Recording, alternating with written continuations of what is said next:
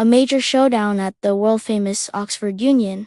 A debate between India and Pakistan has collapsed into chaos and figure-pointing. What was supposed to be a serious discussion ended up becoming a public fiasco, with allegations of a deliberate Pakistani gambit to dodge the debate and a complete organizational failure. Let's break down what really happened. The debate was centered on a fiery topic. This house believes that India's response to Pakistan is a populist strategy sold as security policy. The stage was set for a high-stakes intellectual battle. However, just hours before it was scheduled to begin on November 27th, the entire event fell apart. Indian speaker, advocate Debacle, took to social media to give a detailed, blow-by-blow account of the events. He claims the Pakistani side essentially ran away from the fight. His version of the story directly contradicts a statement from the Pakistan High Commission in London, which claimed that the Indian team had withdrawn. So, who's telling the truth? According to Debacle, the problems started early. He pointed out that key leadership positions at the Oxford Union were held by Pakistani nationals, including the president and the treasurer. He even alleged that the president is the son of Pakistan's Minister of Defense Production. This, he suggested, created an unstable foundation from the get-go. Then, just 2 days before the debate, the original high-profile Indian speakers, including a former army chief, had to pull out due to unavoidable commitments. This sent the Indian side scrambling for replacements. Despite the incredibly short notice, Debacle, who was already prepared to argue India's case, managed to assemble a new team from within the UK, including Manu Kajaria and pundit Satish K. Sharma. They were ready to go. The real drama unfolded on the day of the debate. Debacle says he received a call in the afternoon informing him that the Pakistani delegation, which included prominent figures like Hina Rabbani Kar and Khawaja Muhammad Asif, had not even landed in London yet.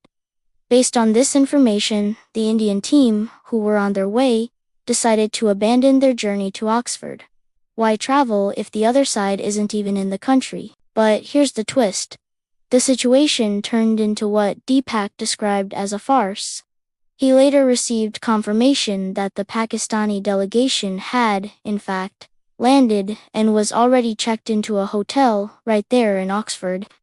This led him to launch a blistering attack, accusing the Pakistani side of deserting the battlefield even before the battle begins. He suggested they simply lacked the courage to face a live, unscripted debate. He didn't stop there.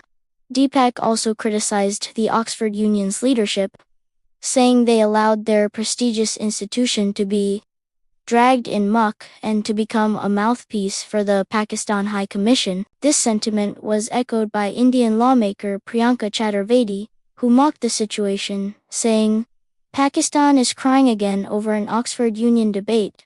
Once again, they have proved to be liars." Now, for the other side of the story, the Pakistan High Commission in London released a completely different narrative. Their statement expressed regret that the Indian delegation had withdrawn at the last minute. They framed it as the Indian side lacking the confidence to defend its policies, handing Pakistan a walkover. They painted it as a victory, claiming the original Indian speakers pulling out was the first sign of weakness. So we have two completely conflicting accounts. One side claims the other ran scared and used misleading information to sabotage the event.